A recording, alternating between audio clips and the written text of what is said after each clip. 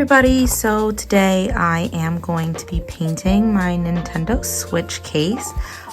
This case was actually given to my husband from a class of his that he kind of then passed down to me when I started playing Switch a lot more, but it is definitely a loved gift. It has been very loved, but at this point I think I want to paint something a little bit new on it just to make it a little bit more customized and feel, you know, a little bit more new. It's been a few years since we've gotten it and we've treated it really well, but we figure we take it to the next level. So today I will be customizing my Nintendo Switch with a painting of my dog Sage, the same Sage who actually bit up my tape so much, so let's hope that it's still working. So I am probably going to break up this, yeah, that's what I thought. It does have holes in it. Delightful Sage. I'll just have to tape over it. But I'm going to be breaking this video up over the next few days, just so that I can make sure I'm trying to get somewhat of the same lighting as I am recording, but also to make sure I don't like burn out and expect myself to finish the entirety of this to the detail I want within a single day, because that's just not happening right now. At least with acrylics. If anyone has any tips on how they make that happen, you can definitely hit me up and let me know.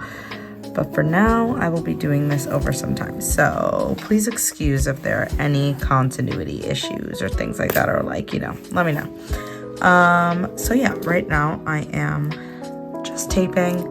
I am putting the tape about on the edge. Right now the corners are a little bit harder.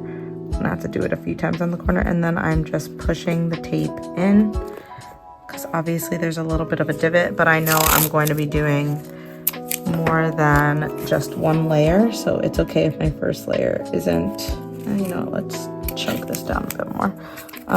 It's okay if my first layer isn't 100% perfect because I know I'm going over it with some other layers also. Hold on, let me get you guys a better angle. Okay, so here is a side view. How I'm putting the tape on, so I'm getting as close to that edge as I can. Pushing down, kind of peeking it in there, swiping it. And again, I'm definitely going to be doing more than one just to be sure. And then you can see, obviously, because I wasn't doing the same cornering here, that it kind of peaks up. So I'm just going to apply it there. Oh my gosh, actually this is perfect. I have this little nail file here, so I'm gonna use it to just like tuck it right in there. You could do this with like a pencil or anything thin enough, a paper clip, anything thin enough to just tuck it right in to make sure you're really not getting paint on anything but that top part. So when you put on your last piece of tape that goes to the end here, I recommend kind of cutting it short a little bit and instead doing it this way so that you get that nice, you know, fine line. And then from there you could just tuck in that extra piece with your tweezer or your paper clip or whatever you chose. And just get as close. You know what? I recommend doing something a little bit more like this actually, where you put it to the side so that we could still get tape as close as possible to here with that same technique that I used a second ago. Obviously, I'll cut that off camera in a second, but I would do something like this and then bring it in, and then from there, I'm gonna definitely just like take another piece of tape and put it on top of here.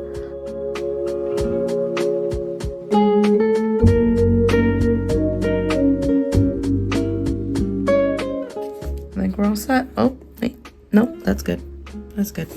Okay, perfect. So now we can actually start putting some different mediums on top of it. Okay, so what did I grab? I considered doing this textile medium, which like makes acrylic paint a little bit, how do I put it, like more flexible, I guess, so that you can actually put it on clothing and things like that and it can move around. But once I pulled it, I was like, yeah, no, I'm not I don't think that that's actually an option for me based on at least like the kind of texture I'm feeling. It does feel obviously a little bit more like material, but I don't think that it necessarily needs a more flexible paint right now, especially if I do have intentions of sealing it. So I also grabbed myself some gloss just for like the sake of painting, not necessarily for getting the paint on there. I also have my slow drying additive. When it comes to actually getting the switch ready, I think that the next best bet would actually be the gesso, just because it's the best thing to kind of prime your surface to make sure that it is all nice and, you know, similar, whatever, cohesive. I don't know the word for it right now. If you know the word, again, feel free to comment it. Trust that I get the vibe, you get the vibe. And if you don't, I can clarify it more in the comments, so just let me know after I actually take some time to think. Anyways, the last thing that I'm going to be using is this matte Mod Podge just to seal it all at the end. But I also found this kohl medium in my closet. It's an iridescent medium. I bought it a while ago from Michael's, and it just makes anything you add to it like sparkly. So maybe I can find a reason to use that because I haven't used it in so long. But that is what we are working with in addition to just regular paint. So wish me luck. Let's get started just priming with gesso. Oops. First things first, we're gonna just go ahead and plop some onto our palette. And then I'm going to start with, I have 3 different types of brushes here. All of them are flat brushes, obviously of varying sizes. But I'm going to start with this smaller one to just actually start with the creases, and then I'll move to this and so forth. But you will watch that live in action for the most part. So let's just get started. At first, you're still going to see the blue through the first layer, but that is totally okay. The goal of this is not necessarily to cover the entire thing in white, but to just prime the area so that all of it is consistent in its feel when I actually go to paint on it later. Oh, that was a better way of describing it than I did before. Yay me.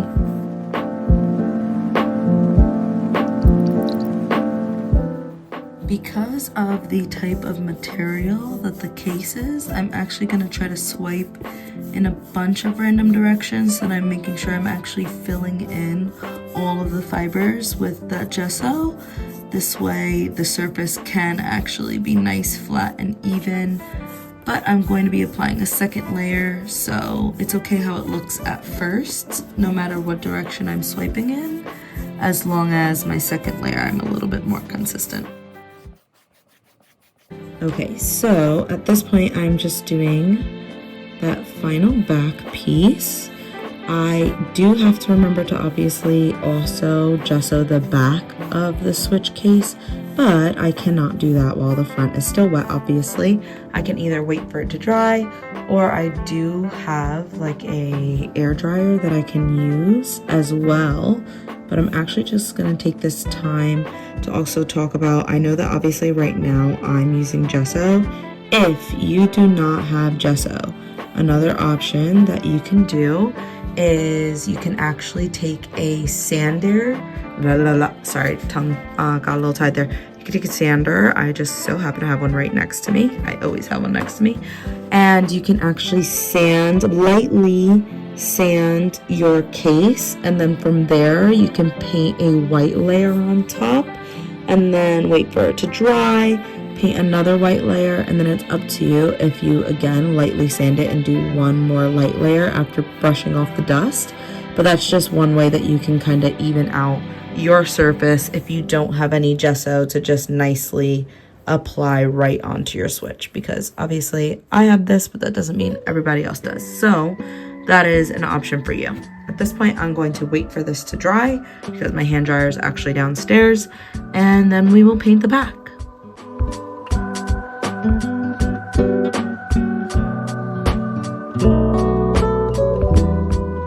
Okay, and now we are done with that. Again, another thin layer. Actually, I really shouldn't leave either of these paintbrushes in here. The reality, my friends, is that if you want to treat your art with respect, you have to start by treating your paintbrushes with respect. That means not leaving them inside your water. So I normally just like pat them on either a cloth, a t-shirt, a towel, whatever it is you have, and then just lay them to the side. If they're still wet, lay them on that towel. But yeah, that's just a quick tip. Another quick tip that I realized I totally didn't do is we totally should have cleaned this with alcohol first, just for the sake of, you know, getting all that dust and grime off. I only noticed as I was doing the back and a little dust was on there. But this is looking great. I'm actually going to blow dry it, and then I'm going to do a second coat on the front and back, but I'm going to do that off camera because I have an audiobook to listen to, so I will catch you right after that. So what I'm gonna do is I'm going to wait for this to dry a little bit more. Tomorrow I'm gonna put in a little bit more tape and then paint a little bit closer with the gesso so that I make sure I'm really covering every single nook and cranny. But otherwise, I've really been liking how this is coming out so far, and we will see how it goes tomorrow, I guess, when I actually start my sketches, and then I can show you how I lay them out here by transferring my sketch in comparison to sketching directly onto it. So I am so excited to show that to you. You will see it in just a second, but I will catch you tomorrow. This is what happens when you get impatient. I use the handy dandy heat gun. I was not paying attention and was scrolling through TikTok and totally created a babble. And at least I know now that the gesso is sticking very well to the actual like outer skin of the case, because this is like the foam right underneath it. So for now, I just put on a little bit of Mod Podge underneath like this peak of a hole, and I'm just lightly pressing it down until it seems to settle. I'm going to be a little bit dangerous and use this from a very far distance just to get it dry, and then I'm going to put I don't even know, like almost a little glob of gesso here to hopefully resurface it out. We'll have to see how it comes out tomorrow, but I did want to just give you the update on my oopsie. Let's see how it goes. Okay, this is what it looks like with the glob of gesso in it. I'm hoping that it will dry a little bit. This part was wet, of course. Hoping it'll dry a little bit thicker, and then if anything, I can maybe like sand it down a little bit if it needs. Obviously, I'm gonna have to be creative and paint something on top of that, because you know, everything happens for a reason, and I'm not gonna panic over this mistake. It's just like Bob Ross says, happy accident, and I'm going to figure out how to make the best out of it. So I know I've said this already, but wish me luck, and we will see tomorrow. Okay, and we're back. As you can see, we tried to fill in that little oopsie of mine with some of that gesso, and I think it actually worked out really well. Even though it looks a little bit crazy, it is actually pretty flat for the most part, and I'll definitely be able to actually cover it up once I put down you know, the drawing that I've made. So speaking of drawings, I did do that off camera. I came up with 2 different sketch ideas. So the first was like Sage as an astronaut, and then the entire Nintendo sign that's here was going to be covered by the moon and have stars and, you know, a little rainbow through, which I liked, but I didn't like the idea that Sage wasn't really the main focal point and that the moon was the main focal point. Ooh, there goes my focal point. Let's bring that back. Okay, so the other idea I had was just to do Sage again as an astronaut, but have the full thing be a little bit more focused on her, and I'm actually really liking this one way better.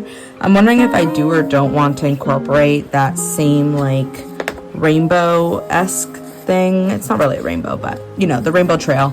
But we shall see. I kind of want to show you guys my process of bringing this image onto the Switch, and then from there we'll get painting. So let me go ahead and show you how to do that. Okay, so first things first, you are going to completely remove the page that you're using. Then you're going to go to the back of it and choose between a lead pencil, or I'm going to be using a color pencil to actually transfer the image. So I'm going to look at about where this is, so maybe around here. I'm going to leave a mark for myself, and I'm going to create just some color on the back. One of the reasons why you might not do this in color is because you don't want to waste your color pencil. You can choose to do this in an actual graphite pencil, or you could choose to do this with a color pencil you don't necessarily care about. I am choosing to do this with my neon pink color pencil because when I put down my stamp, or I'm calling it a stamp, but really it's a transfer of the image. When I transfer my image onto the DS, I want it to blend in with the neon pink base layer I'm gonna put on. So you'll see what I mean in just a second. Let me just finish this up and show you guys what that transfer actually looks like. So what I need first is actually a pair of scissors to, I don't need a pair of scissors. So I'm gonna take this and I'm going to grab my switch case. I'll place it over about where, right now I'm kind of feeling it with my fingers, where everything goes. I'm gonna lower this so that there you go. This is where the top is. I wanna make sure that everything fits well. Okay, perfect. Now, I did say I need scissors, but I'm actually just gonna rip this right here because I do not know where my scissors are right now. Rip it very nicely. I'm actually surprised by how well that happened for me. Okay, and now I'm gonna go ahead and take some tape and put it down so that it does not move while I'm tracing. I'm just going to use some washi tape though, because I do not need to be wasting any of my other important tapes.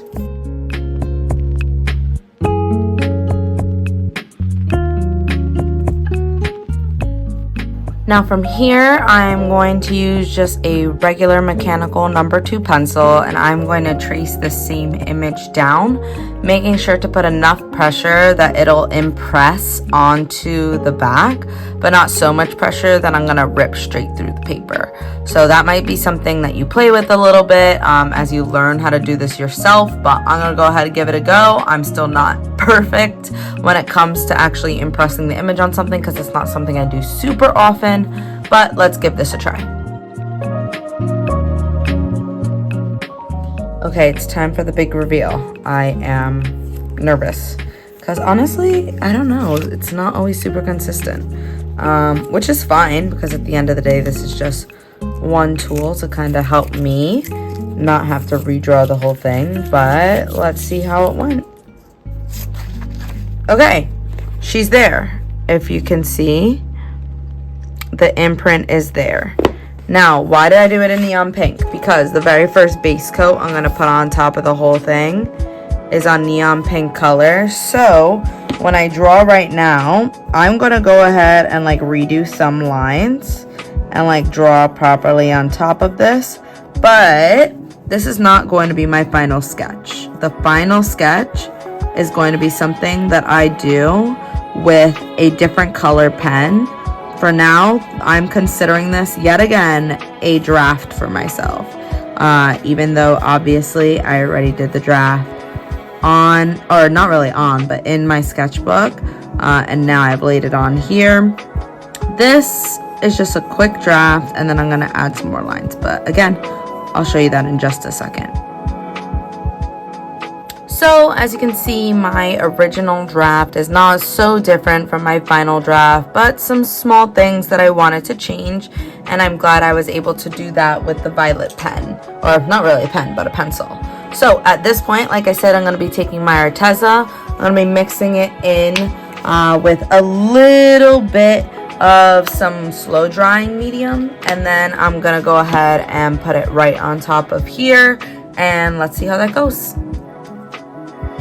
Just like I said earlier, those neon pink marks just completely disappear behind the neon pink paint, and all I'm left with is my final violet color, which was my final draft of this painting.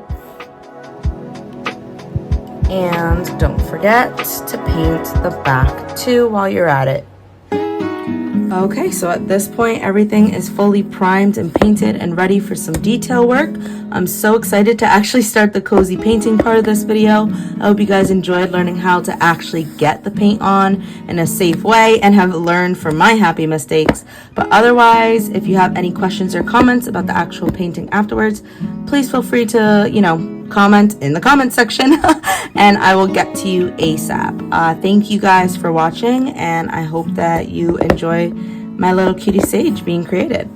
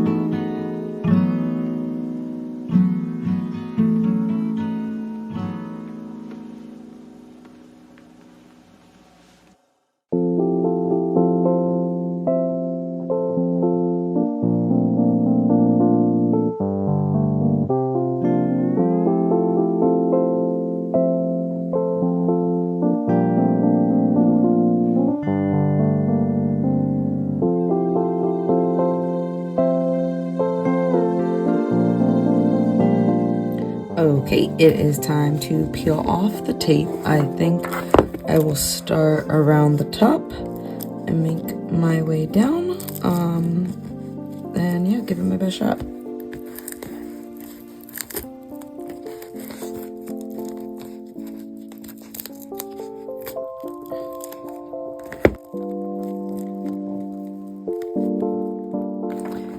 If, as you are pulling off your tape, you start to notice the actual paint on the case is ripping, that's because it took a little bit too long on our part.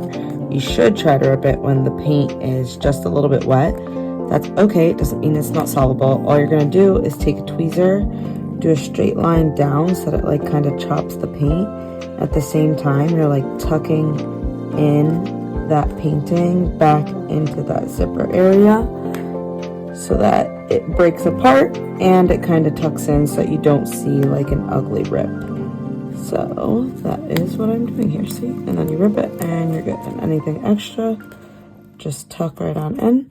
And anything that won't tuck, you just pick off with your tweezer.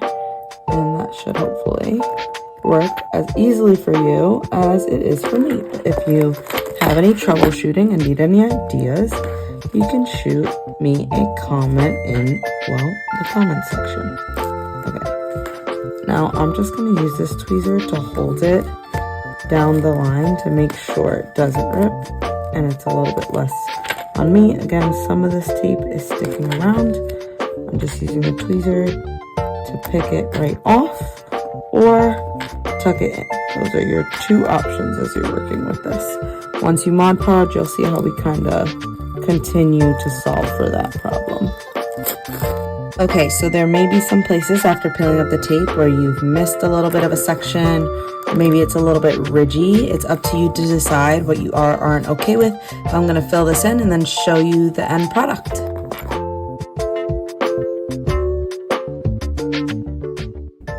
Okay, so I've filled in all of the cracks at this point. All of the missing pieces is how they came out. You can see a little bit through to the blue, but I'm not upset with that. I didn't want to go through the entire gesso period again. But at this point, the last thing we have to do is just Mod Podge it. So I'm going to be using matte Mod Podge on top of it. It will look, oh my goodness, am I going to be able to open this? Okay, beautiful. It will look a little bit cloudy because it goes on with a white color but dries clear. Totally fine. You can use a foam brush or a soft bristle brush. If you use any other type of brush, you will see the lines through it because it'll just dry that way. This is not the softest bristle brush, but I am not upset with the idea of some lines showing through. It's not the end all be all for me. So I'm just gonna go ahead and coat this entire thing. So right now, I'm not gonna lie, I'm being a little bit reckless with the Mod Podge in the way that I'm like adding glumps on top and then thinning it on top. The reality is with Mod Podge, it's best to do thin layers and then let them dry and do a second layer, third layer, fourth layer, how many you want. But I've never been one known for my patience. So I kind of do not like a super thin layer, not a super thick layer, but I take the Mod Podge and I thin it out as much as I can, and I'll maybe do 2 of these layers or so. It doesn't matter really if it gets on the zipper because again, it dries clear, but I'm gonna try my hardest to steer clear of that where I can.